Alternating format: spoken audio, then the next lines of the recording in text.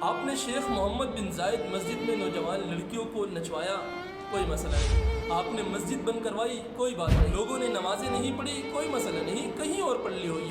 بے حیائی کے عالم میں رقص ہوا، کوئی مسئلہ نہیں۔ ہم اپنی آنکھیں بند کر کے بتکلف غبی بن جائیں گے کہ ہم نے کچھ نہیں دیکھا۔ بحیثیت حکمران یہ آپ کا ذاتی فعل تھا، آپ جانے خدا جانے، لیکن وہ بندہ جاتے جاتے جو مسلم حکمرانوں کو چپیڑ مار کے گئے نا، اس کا خمیازہ ہمیں آئندہ کئی سالوں تک بھگتنا پڑے گا۔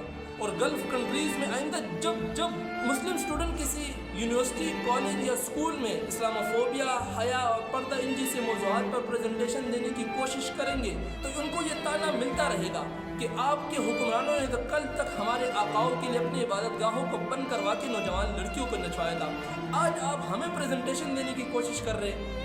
تب مسلم اسٹوڈنٹ پشیماں ہوں گے اور ہمارے پاس ان کی دفاع میں خاموشی کے سوا کچھ نہیں ہوگا۔